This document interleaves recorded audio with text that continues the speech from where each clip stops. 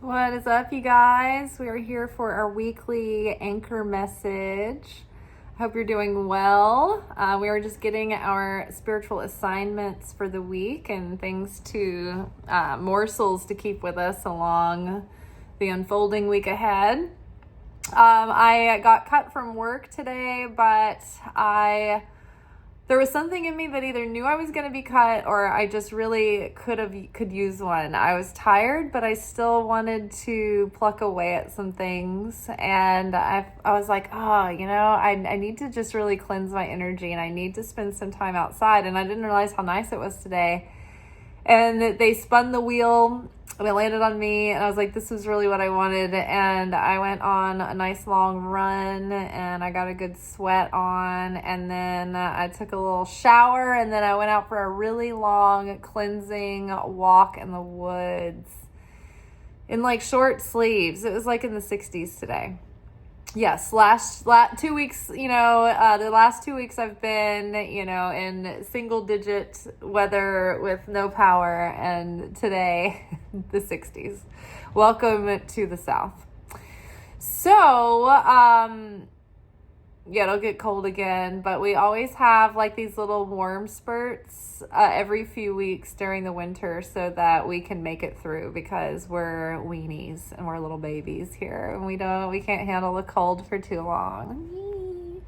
All right, cool. Well, let's get into the reading. It was really nice to just reset my energy. I just needed to cleanse my aura, and it's just always so healing and just purifying to go for me on a long run, long walk, gets all my energy out. And then I get all this like cleansing air, and I feel like the movement and the energy exercised, it's like I'm burning away the old version of the self. It's like snakes shedding skin, right? And we're in the last couple of weeks of the year of the snake as we make our way through Pisces. So getting ready for the year of the fire horse to begin, making sure that we're purging, cleansing, and which is right on time for traditions apparently associated with Imbolc, which I didn't know. But so Imbolc is a holiday that the Celts recognized the coming of spring. And it was it's like the halfway point in the winter season where you're almost there to the spring equinox. It's like we're almost there. We just have a little ways to go. Days are growing longer. The quality of the light is brighter.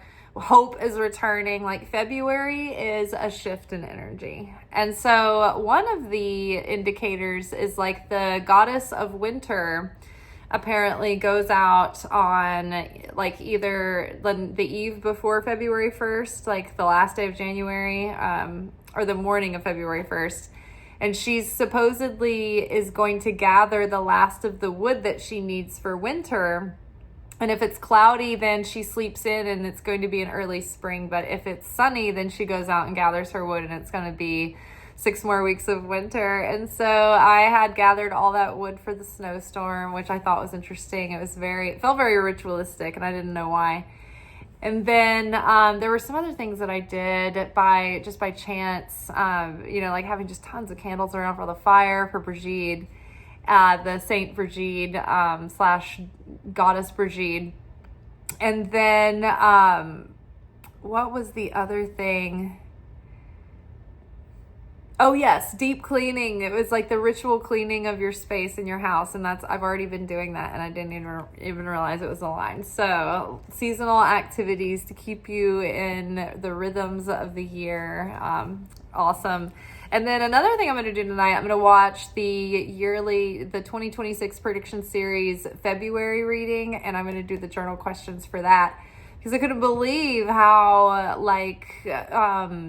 clarifying and grounding the other ones were. There was so much depth and so much insight and revelation that came through. I mean, I even channeled the whole workshop and the questions, but me going back and taking it, it's different. It's like I get to sit with it and get really into it. So I highly recommend it. $12. The link is in my description box below. It'll take you to my Stand store, and you will just click here to purchase 2026 Prediction Series. And then an email will be sent to you with a private link to an unlisted playlist on YouTube, and that's where the workshop lives. But there's a yearly overview reading with journal questions for that, quarterly readings for each season of the year with their own corresponding journal questions, and then monthly readings with their journal questions. So this isn't just a prediction series, which it is. It's also an intensive workshop to help you navigate the coming challenges of the year and to make the most of the spiritual lessons and the context of those and how they're trying to grow you and shape you and bring you forward through the year. So it's about navigating those lessons, making the most of them, and revealing the most of your light and potential through the year to come. Right? Because otherwise, the world that we live in, it can yank you around and throw you off course. And it can be easy to just get in a fog and feel like you're just like being thrown around like a rag doll anymore. Things just move so fast. There's always these daily, events and crises around the world that are constantly, we're trying to process. So it can be really easy to accidentally just sort of float through, in sort of a haze. So I found that these, actually doing the journal questions, listening to the series, it really helps keep me anchored in what I want and my vision for the year and the goals and where my soul is calling me, and kind of keeps me grounded in that. So highly recommend.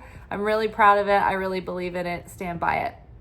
Okay, last announcement before we begin the reading.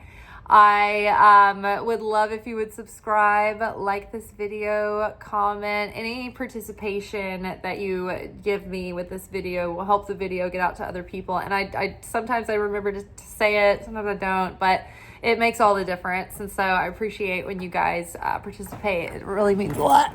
And I really earnestly enjoy hearing from y'all. Okay, so our first card out is the 1, followed by the Mother,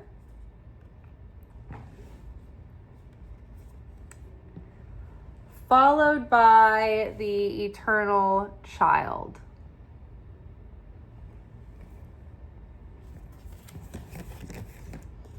All right, underneath the 1, we have the Hierophant in reverse.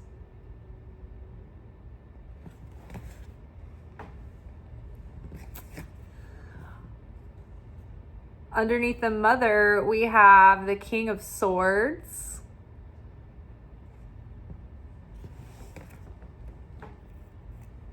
And underneath the Eternal Child, we have 6 of Pentacles.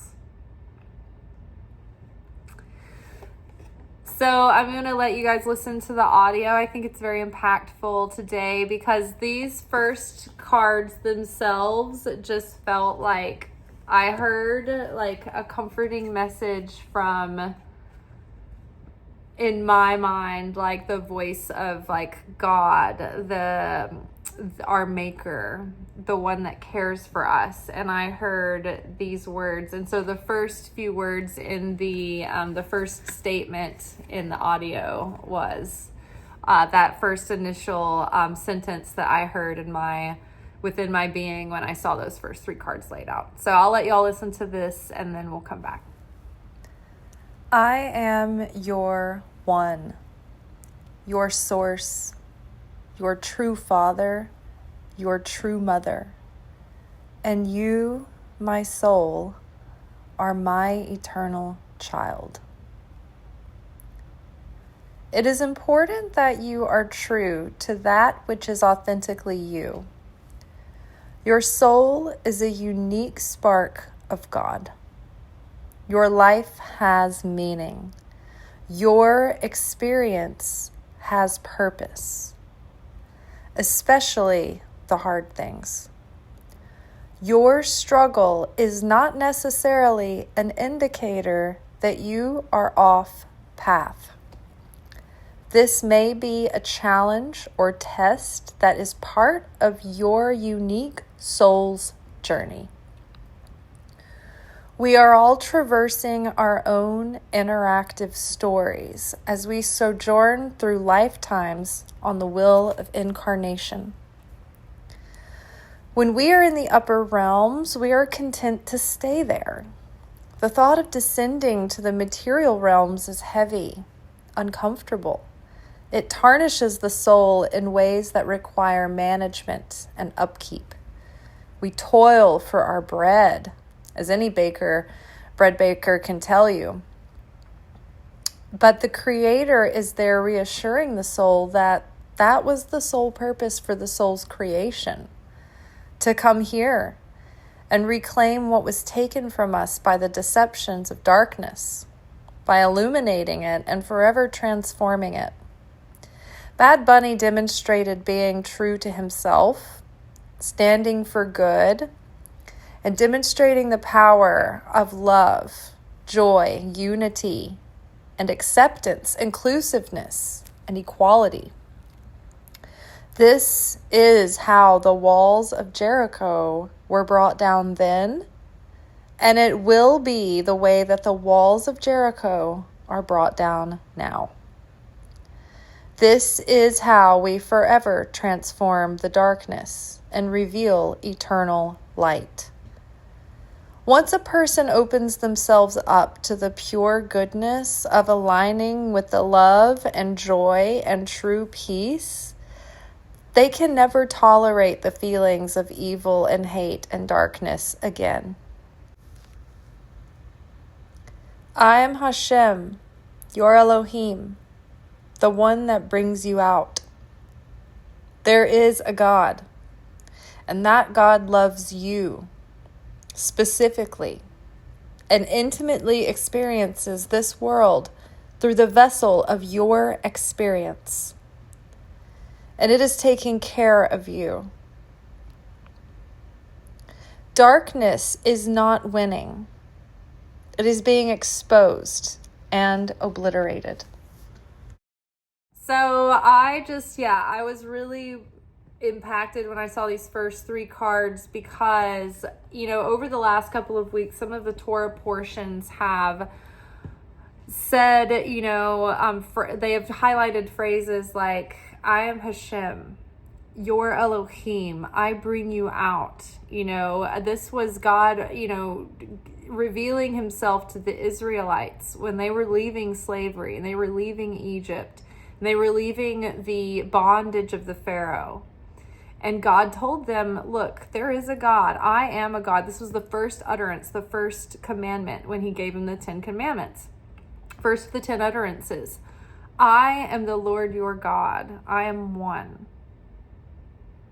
I am Hashem, your Elohim. I bring you out.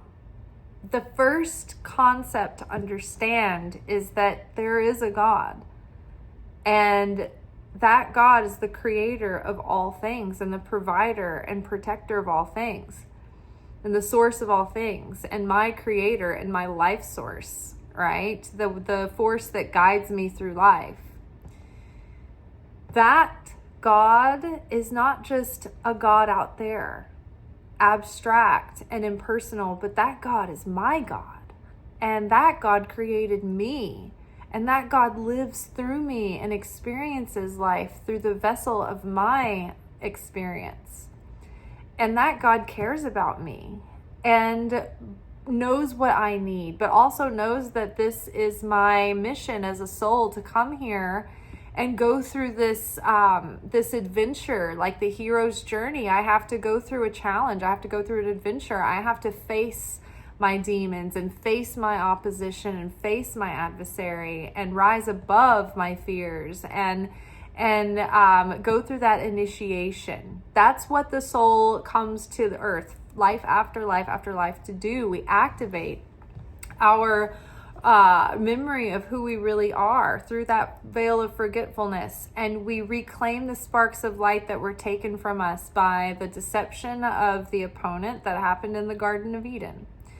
And so, the Shema Israel, the Lord our God, the Lord is one. Shema Yisrael, Adonai Eloheinu, Adonai Echad.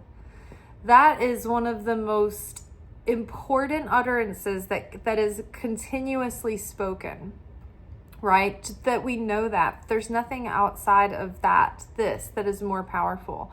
That also is a concept that is mirrored down through layers and filters and like if you looked in a slide carousel, oh my God, this looks like a slide carousel, where you'd have slides of frames of pictures. Each level, it like reflects that same truth, but expresses it in a different layer, but it contains all that is, right? We are a micro version of the macro wholeness of the oneness of all things. Our souls are all one with one another, and they are one with the Creator. We all come from that source light. Everything that we go through in our life, our experiences, have meaning and purpose when we are awake and we start to understand that, yes, we are traversing through this interactive simulation that is being created as we go. Everything is real, and yet everything is temporary. And the greater reality is beyond this. When the soul is in the upper realms and it has, it's in between incarnations, it's very content where it is. It has the wholeness of everything, and it has the oneness and the revelation of all the love, right? But the soul is like being called to go down into earth again. Oh, I don't want to go down there. Oh, it's uncomfortable. Oh my gosh, it's going to be a struggle. I have to toil. I have to make bread. It's going to be cold. It's going to be, it's like getting out of a warm blanket and having to get out in a cold room and go to the bathroom, like with the power off, right? It's uncomfortable. It's harsh. You're exposed. You're exposed to impurities that tarnish the soul, and the soul has to go through a process to maintain that light and that brilliance, right? The soul has to constantly work at keeping that light revealed and bright and brilliant, right? We're like silver. We have to polish ourselves, right? So the soul doesn't want to come here, not really. But we know we have to, but we're like, yeah, I don't want to get in the water, it's cold. And the Creator gently reminds us that this is the sole purpose we're created for, to have relationship. And the soul, when it was first created, it could not handle receiving unearned light. It created a phenomenon that made the soul want to be like the Creator and want to share, right? Didn't want to just receive for the self alone. So the soul, it became overwhelmed with receiving. There was more than it could receive, because there wasn't like a process of earning. It took on bread of shame. It didn't feel like it deserved all that unearned light. So that feeling and that awareness and that inclination separated us from the wholeness of being completely in oneness with the light. And so that was the beginning of the light and us understanding that there is light and there is vessel. We were vessel in that moment. We were created as to be the vessel, and then creation would be formed within that vessel, where we could come here, go through this experience of stepping back so we could perceive the light. Right? Have you ever been so close to something that you can't fully take it in until you step back and you have more of a vantage point to see the whole picture? And it's that same thing. Our experience on earth is that distance that we need, that creates longing, that creates desire, that initiates the awakening, that helps the soul remember and then have a desire to go through a process to want to shed all the layers of forgetfulness, shed the tarnish, work our way back up in through the levels of consciousness back to our full connection, back to our full remembrance in, awakening enlightenment, right? But not just enough to awaken understanding and wisdom, but to awaken transformation of the soul. So then it's like we have this mother energy here too. It's like the mother and the father here and the eternal child. We are the eternal child of the Creator. The Creator has both the aspects of the father and the mother, the supernal feminine and the supernal masculine, that came together, the vessel and the light, and created life. Gave birth to life, gave birth to the eternal child. Look, this looks like a womb of souls being birthed into the material world.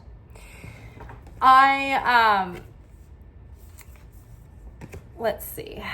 I love this because I feel like, because there was such a huge tsunami of disillusionment over the last couple of weeks, and just this unsettling feeling of this revelation of what felt like kind of an abstract truth that we weren't so up close and personal with.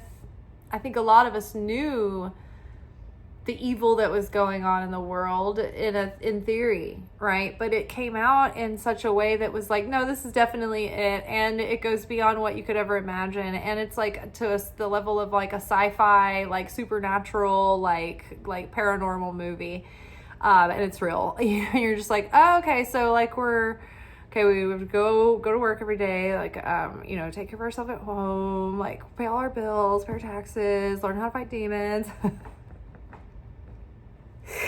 Yeah, here we are. But this is not going to be a fight that is won by going to our organized institutions and thinking they're going to help us. They're in on it, right? I think that there are sparks of light within institutions that are good, and they are there to help. But the darkness, the evil is pervasive. You can't just blindly think, oh, I'm going to run to see what the preacher tells me to do, because the preacher might be, compromised, right? There's a lot of clergy people on Instagram though that I'm like loving to follow. Like they're really like setting the I think that the theological record straight out there right now, and I think there's a revival of interest in that, and I think that's really awesome. But generally just trusting the institutions of government, of the ruling systems, the corporations, any of it, advertising, right? There's like Heritage Foundation's commercials on my TV when I'm trying to like watch YouTube, and it's like, hello, and they're like trying to make it look like this is like this nice family scene, and they're like preserving our values for good families, and it's like, you're Nazis and you're white supremacists, and you need to get the fuck out of my face, because I am not interested in these ads. Thank you. Can I see a movie preview? But that's the false prophecy right there. It's the lie, and it's dressed up in sheep's clothing. And so for people who are dozing in and out of life, they're only catching that brief message, and they still don't know, why, what's the big deal, what's going on. They have no idea. There are people that don't know what's happening, don't know what's happening right now.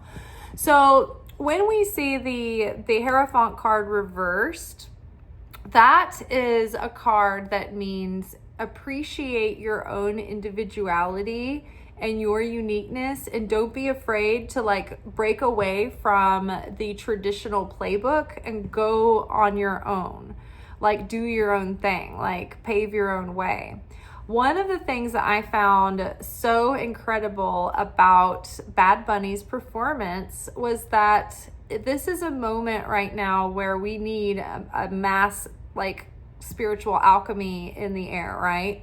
And the only thing, and it's so funny because he channeled the freaking wavelength on the zeitgeist that we needed, and he did alchemy out there on mass scale, and we all were, a part of that in a positive way.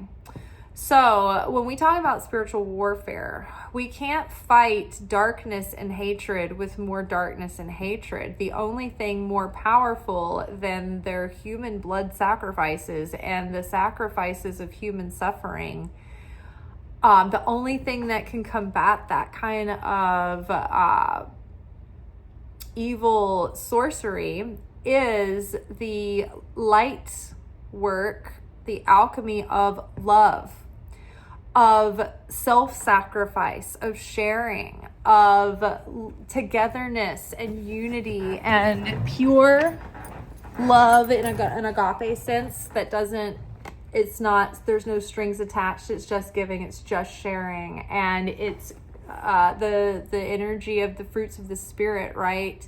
Love, joy, deep inner peace, real peace where you confront what is unjust, and you don't just sweep it under the rug to keep the peace, but you make sure that people actually have peace. And being your authentic, true self, true to you. And so what he did as an artist was that he symbolically represented Latin America in his performance, but he was so true to his authenticity. There was so much building, like rumors around, like, oh, what is he going to do? What is he going to do with the performance? You know, I think last year when Kendrick Lamar performed, we needed something that showed strength in unity and some chutzpah, and like it had teeth, and it was like, we're not going to take this sitting down. But once we got to this year, I felt like there needed to be a halftime show that was not aggressive in that way, but so great and so joyous that it was so infectious, and it wasn't divisive, but like uniting. And it's so like all of the stories and the reports and people's like reviews and the response to that show was just so positive. And it really moved a lot of people in unexpected ways. And I think there was something pure and earnest about his whole production that he put on. It was so true to highlighting the Puerto Rican culture and truths about the, you know, like Puerto Ricans struggle with the power grid and being left without power for 6 months with no help from our U.S. government, even though they're a part of our country. Not because they wanted to be, because we, you know, colonized them in imperial fashion. And so, you know, all these people that are like, he's not a citizen, why didn't they get a U.S. citizen? It's like, he is a U.S. citizen. Puerto Rico is part of the United States. And so, like, he just showed respect for his culture and his people, and did not water down his performance, did not sing in English. He sang in Spanish. He showed highlighted like real businesses of people that are hanging on in a time of gentrification, where, you know, it's funny, I was talking to my sister and her girlfriend, and they were talking about, we were like, oh, can we just go somewhere else? And I'm like, there's nowhere to go. I mean, you know, when you're not really safe anywhere. And they're like, well, I was just down in Costa Rica, everything's awesome there, and there's all these internationals and blah, blah, blah. And I was like, you don't think they're going to go there and do the same thing they've done other places? You know, anywhere that's good is going to be a target.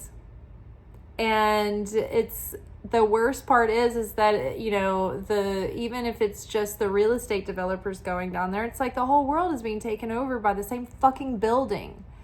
You know, I'm sick of seeing the same stupid, boring design everywhere with cheap materials, right? Like, I wish that there was, I've grown to where I cannot stand these commercial real estate developers. They're their own sort of parasites and invasive species. But they strip away the culture of the cities that they go to and the countries that they go to, and they water it down. And I mean, that's at the best case scenario of how, you know, places lose their culture to being gentrified out. And so, yeah, so he kept the richness of that. He invited people in that were real people. And, you know, there were all these like celebrity cameos that were just hidden in that little house, and they were dancing on that porch. So it wasn't about making any one person like this grandiose star. It was about all the community coming together and the people as a whole being, you know, equal and equally important. And he kept pushing the message of belief is powerful, believing in yourself, believing that you're worth something. And like, you know, it was just so positive, so joyous, not sensationalized or sexualized anyway. It was just pure goodness. There was families and people of all ages like dancing on the field and on the stage. And they actually had a wedding ceremony of a couple who had invited him to their wedding, but he was like, why don't you come get married on stage at the Super Bowl? And so that was literally a real couple that got married at the Super Bowl, cut their cake, and then Lady Gaga sang them their wedding song. Isn't that crazy? So that moment was real alchemy. That was a moment where people came together in joy, and not just on the field and the performance, but everyone in the stadium, all the people that tuned in. And then so many people that were maybe didn't have the brightest consciousness, maybe weren't there yet, were still on the fence. I think it changed a lot of people's minds and hearts, because here's what's happening. There's a I don't know where it is, but in the Bible it talks about how you need to woo people with delicious smells and perfumes, rather than like people are wooed in by beautiful smells rather than the clanging of gongs, like that, you know, it's just like So that's what the two halftime shows, the comparison kind of made for me. It was like the whole attitude around the other one was like, and it was shoddy and not good and cheap and like bad acts. And then the best person they had, or the most famous person they had, was like gross Kid Rock, just looks like a melting candle of shit. Bad music with terrible, like, exploitive lyrics. And this was their you know, shaking their fist at all the rest of the whole world who are gathered around, like, in love and unity. And they're all like, we're gonna do our thing. And it's like, you know, as the viewers that aren't super, like, they're not that invested anymore, they're like, like we're expected to go like pretend like this is enjoyable. This ugly, gross, evil dude who was like famous like in the early 2000s, and he's like irrelevant now. Just gross. Like, we have to pretend like we're like hyped about this, and yet everyone else in the rest of the world is invited to this huge party where it's all beautiful, and I love the warm pink lighting, and it's alive, and it's lush and organic and beautiful, and like I just love all cultures of the world, like the richness of other people and their stories and their experience and their flavors and their architecture and their art and their beliefs and their textiles, everything about other places. It brings me so much light, and I find so much beauty in it. And I think that's one of the things where it was just like, that's why it was so nice to see that he didn't water down his heritage to be commercially appealing. And then at the end, you know, when he's making these big statements about, you know, love and unity and being together and all of us being Americans, he starts listing off all of the countries in all of the Americas, Central America, South America, and North America. And I think that was also unifying for a lot of people to just remember that America is this whole part of the world over here. And it includes a lot of different people in a lot of different countries and a lot of different beautiful slices to the pie, right? And so I just thought that was so beautiful. And so when people have an option of, wow, join in this beautiful celebration of life and meaning and love and sharing, and then, or we can go to this fucking dump where the parking lot ponies used to walk in circles to see freaking Kid Rock singing about child rape in his ugly ass fucking flesh suit sagging off.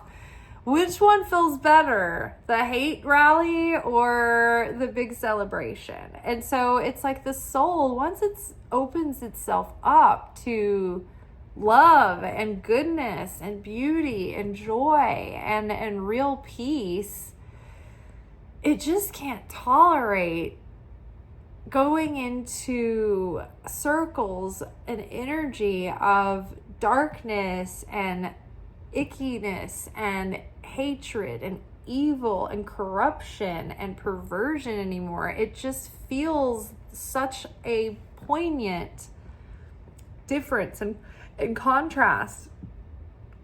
And I am a person that I'm like a human, like, I don't know, like one of those, what is the Geiger meter from Ghostbusters? Like, I can feel the energy in a space or around people very, very poignantly.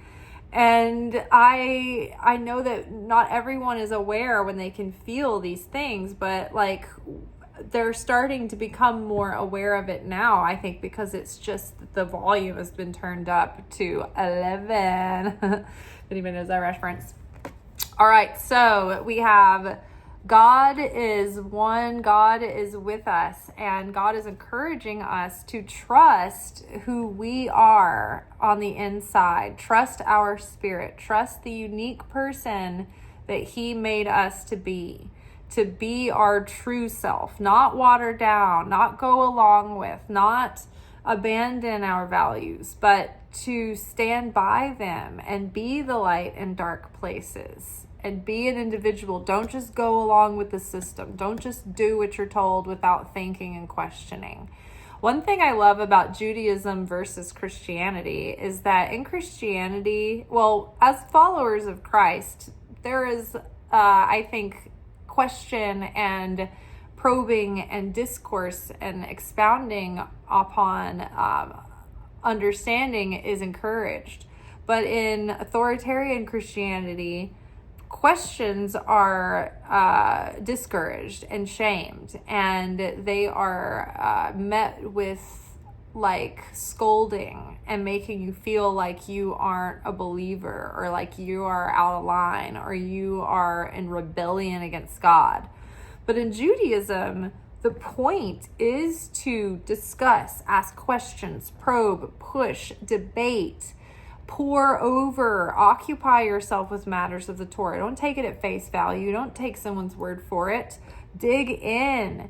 You know, that's when the sages talk about, you know, having discussion and letting people have the safety and space to come forward and say what they think, because even if they're wrong, we need to air out the misunderstanding, and we need to address that. We need to correct it. We need to, you know, see different facets of different angles of people's understanding to really reveal the fullness of the wisdom, the fullness of the light there. So, like, you know, some friction is good because it gets the conversation going and more is revealed through that. And what needs to be corrected is corrected, and ignorance is brought to light and then educated. And then what is already understood is then expounded upon and goes deeper, right? Those roots go deeper in our understanding. So don't be afraid to go your own way. Go your own way.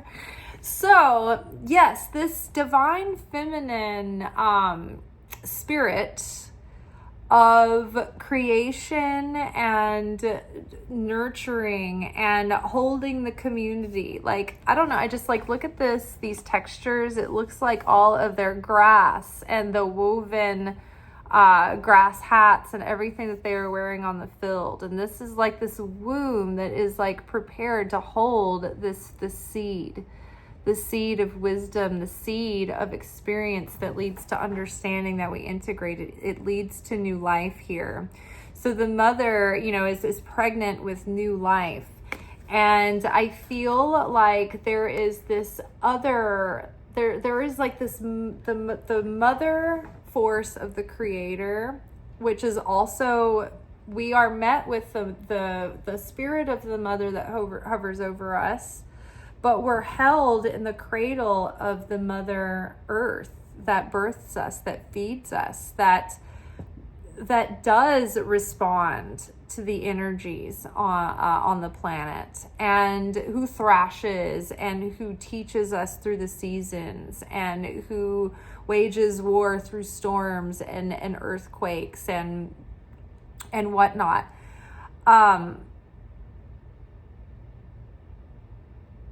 Mother Earth is here to both say, I am here to comfort mankind and the vulnerable and hold you and nurture you. And we're going to get through this together. We can heal together. There's a lot of brilliant children of Mother Earth that are coming up with amazing, brilliant solutions to our global problems, as far as like the environmental challenges we're up against, and food and housing and things like that. But people are ready to take these issues on, and I think that we're more than equipped to handle them. It's just that the powers that be right now are designed to keep us in a state of turmoil and upheaval and destruction. And so all of these horrors, these monsters that have been hiding in the shadows are coming out into the light, and they're being exposed. And in one hand, it's like, it feels scary, like, oh my gosh, look, they're everywhere, they're so pervasive. But the thing is that this is not a moment where what we're seeing is evil expanding or getting stronger. This is actually the moment where it's being exposed, that the light is already purging it out, and it is being addressed. We are just anxious for justice to be served, but this is a process. But the human beings there's a critical mass awakening, and the straws are breaking camels' backs everywhere.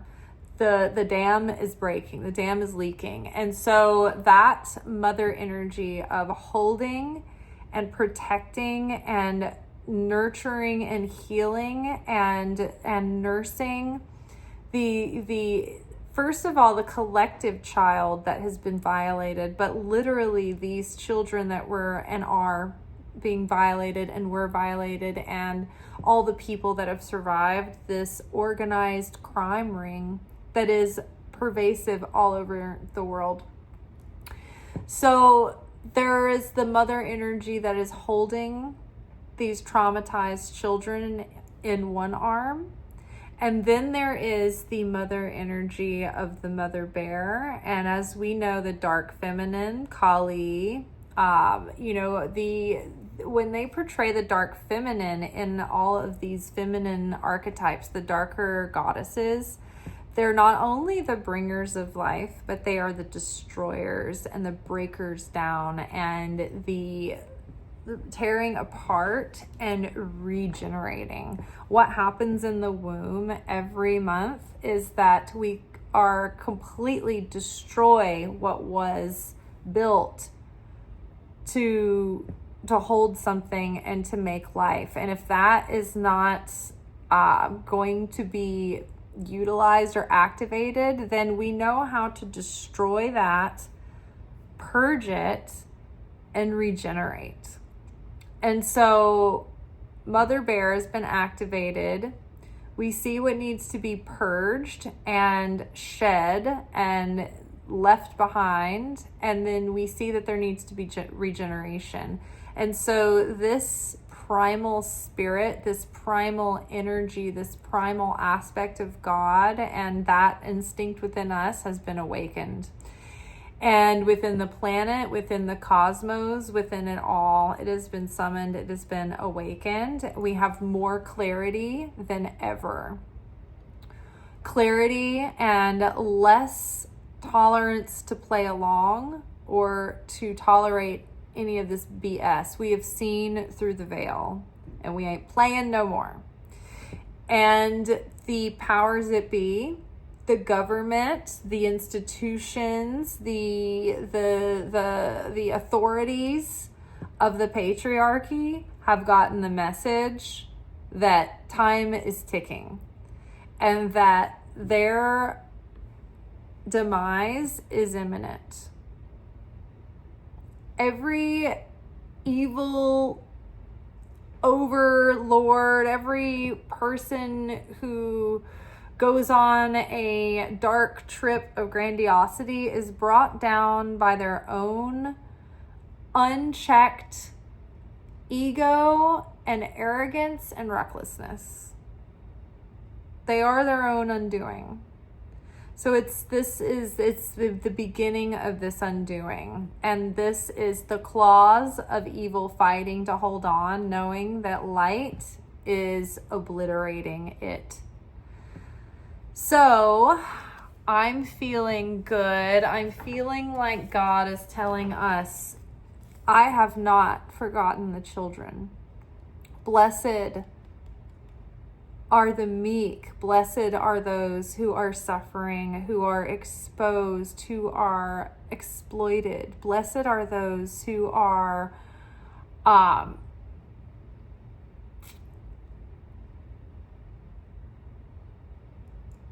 I can't remember the wording, but when Jesus talks about those who are people say terrible things about you and scorn you and try to ruin you on my behalf, like, blessed are you, you will inherit the kingdom.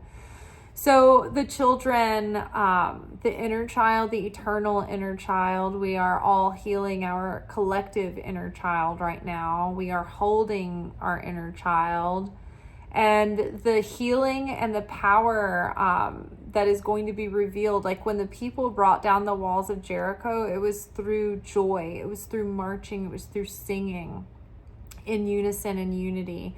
And I think that when we secure our inner child and we allow that child to come out and play again and have innocence and joy, that love, that joy, that purity is more powerful than the darkness. And when we collectively unify in that, and we also sacrifice ourselves, we put ourselves out there for one another. We even, like, to the extreme in Minneapolis, when people are putting their bodies on the line, they're putting their lives on the line. They're making sacrifices that aren't just uncomfortable, they're terrifying. And they're unarmed, and they're just normal people out there standing behind trash cans, telling evil that has unlimited resources and unchecked power, no, we are not going to stand for this. You aren't welcome here. You aren't welcome to do this.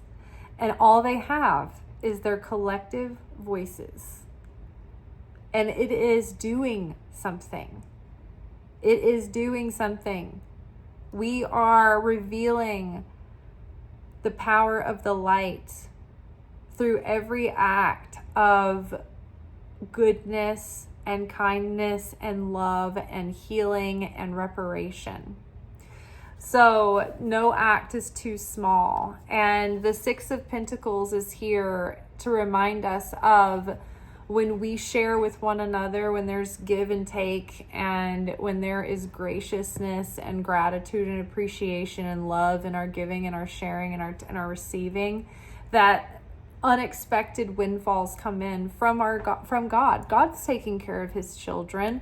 This teapot that's coming in out of nowhere, it's like oh, I didn't expect this extra resource to come through. Oh, I didn't expect, this sudden blessing or a miracle to be revealed, right? But God is there. And when we share with one another and we keep that flow of self-sacrifice and sharing and giving and that channel going, it only channels more through. So keeping up this feeling and growing this feeling of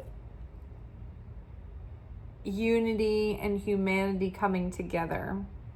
It's not just airy-fairy, and it's not just something that sounds nice. These are real things, and it's hard to believe in that, like, these airy-fairy, what sounds like a fairy tale, is actually going to be the thing that helps us, that this is what Jesus told us. That's what takes faith, right? It's people back then, they were like, Jesus, we can't go around being, soft when our enemies are so dangerous and so vile and so threatening. They wanted Jesus to be a big macho military guy who was going to show them, teach them all a lesson and take over and be, the big strong authority, right? They're trying to replace one of the same thing with another same thing, right? And Jesus was like, no, this is what's going to win. This is what's going to be something that's going to sustain for eternity. The light that we reveal when we truly transform and we bring something from the dark back into the light, that is eternal light that we reveal. And that is riches and influence that follow us into the upper realms. And this is the kind of power that gives power even still to the upper realms. It causes the upper realms to rejoice because it's adding glory and power back in to our heavenly hosts. So when we elevate our spirits, we also elevate the upper realms as well. All right, you all, that's all for tonight. So just be of higher spirits this week. Know that when we are fighting in a spiritual battlefield, that our energy and our feeling and our response is food for entities. And so we have to be the effect consciousness, we have to be the cause consciousness, not the effect consciousness. The evil spirits of the world are feeding off of our effect consciousness. That's when they hold power over us. But when we stay steady and we are cause consciousness like the Creator, and we feel what we feel about these things, but we don't let it completely uproot our life and take over our total day, we hold sovereignty over our feeling, and we don't sweep it under the rug. We don't bypass it, but we digest it, and then we use it to fuel our fire to be that much better, to add that much more joy, to be that much more good.